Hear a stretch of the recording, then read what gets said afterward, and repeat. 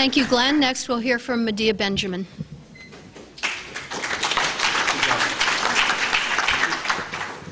Well, I don't want to speak for Kevin, but I don't think he's talking about some grand alliance where we're going to be walking hand in hand with the people in the Tea Party to the promised land. I think he's talking about, and I have been talking about, learning more about what people who join the Tea Party think, why they have joined the Tea Party, and then also acknowledging that it is actually beneficial when people who consider themselves conservatives come out in an anti-war position. And I have one reason that I think that it's important for us to reach out and try to pull more of them to an anti-war position, is that it weakens their movement, because it shows the hypocrisy of a movement that says that it's for small government and continues to support the largest portion of our government, which is going to the military. So when we keep trying to ask them about what is your definition of small government, and does that not include reducing this ridiculous, bloated Pentagon budget, and they say, no, we don't want to reduce the Pentagon budget, you say, well, that's a bunch of crap then that you want small government. So engaging in these conversations in and of itself is a good thing. So I just want to give you an example of one time that we did it, and this is obviously not a statistically significant example, but it was on tax day when the Tea Party folks came to Washington, D.C., and we decided to do a survey of their thoughts, and that was partially just as an excuse to talk to them. And we do it very much as people in the Code Pink group, who most of the Tea Party people hate, and it's also an excuse to force them to show how much they are willing to dialogue. So I'm just going to read you a little bit from an article I wrote about it. Many refused even to talk to us, calling us communists, leftists, idiots. One woman spat at me and shouted, "Don't you know that Muslims are trying to take over the world? If it weren't for our military fighting in Afghanistan, you wouldn't be standing here asking those stupid questions." Another woman got so hysterical about the question about cutting aid to Israel that she tore up the survey. And a few Vietnam vets followed us around screaming, "Code Pink, code stink, code stink." Their breath reeking of booze, and they got so aggressive that we had to call the police on them. Others were eager to share our thoughts and dialogue with us. One man insisted on taking a group photo to show his buddies back home. "They'll never believe I actually had a decent conversation with the Pinkos. I wonder if my buddies will ever talk to me again." And the 6 questions we asked were dealing with the cost of overseas bases. Could we afford to keep this up? The wars in Afghanistan and Iraq, aid to Israel and Egypt, whether they agreed with the private security contractors, and could we cut the military budget, and how should those funds be redirected? Could the left and the right work together on some of these areas? Generally, what we found was that of the 50 surveys that we did, 70% of them thought that we should start to dismantle the bases overseas, mostly because why the hell should we be giving them security, let them take care of their own security.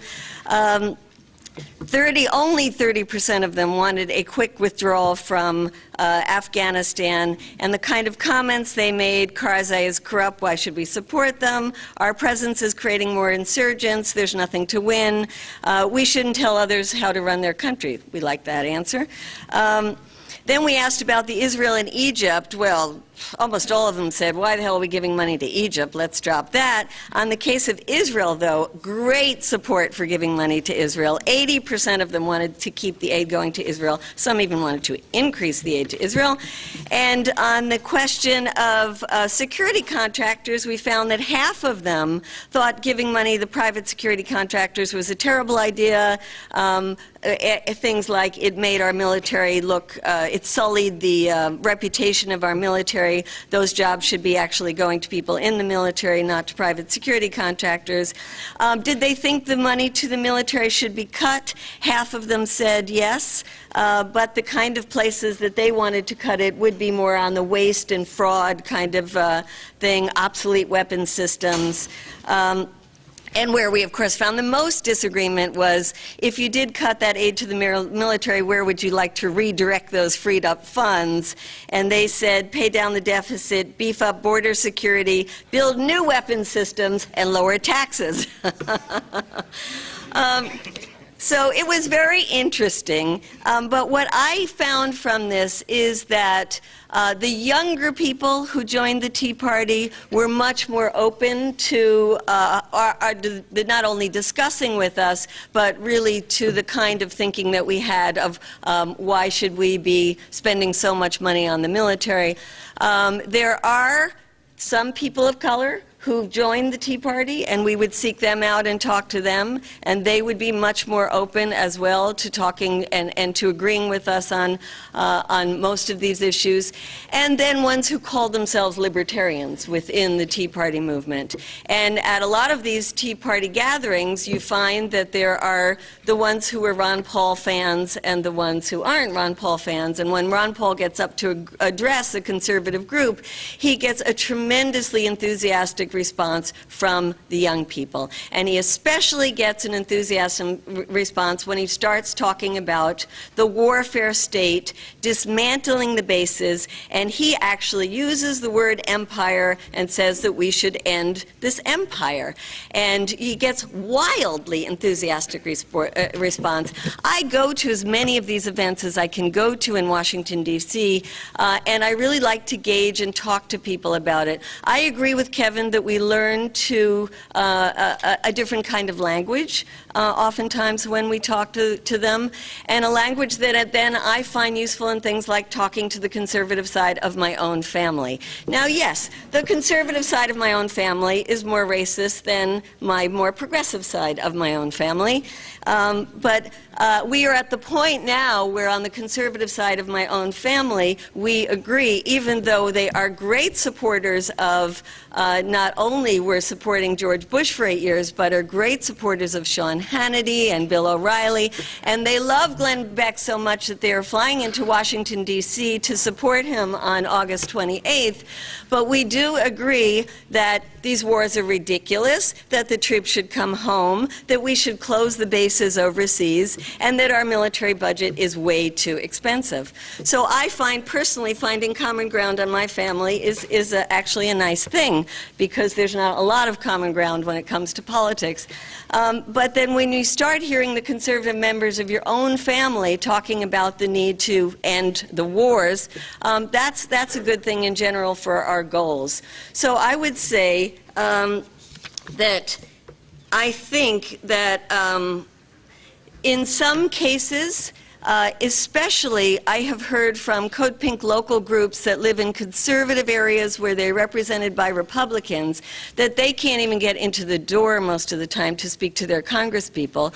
What they have done is sought out conservative members of their community who are starting to think the same way about the war in Afghanistan, the presence in Iraq, and try to get those members to join them when they do a congressional visit, and the door is then open. And they have an ability to even talk to their congressperson that they didn't have before. That is the kind of strategic alliance that I think is positive in this work that we're doing. And so I would conclude by saying that the Tea Party is full of hypocrisy, that whatever we can do to highlight that hypocrisy is good to actually weaken the Tea Party, that our movement needs allies, that we need more vocalization of the majority who supports now a withdrawal of the troops from Afghanistan, and many of those people would be conservative on other issues and might even call themselves Tea Party people. We should reach out to those people. We should bring them along on the issues that they agree with us on, work with them on our goals to end the war, and then work with them on this larger mission to try to educate them on other issues. So I would say, in conclusion, that nothing but good comes out of reaching out to people who are starting to question the wars in the military budget and using those discussions to further our agenda. Thank you.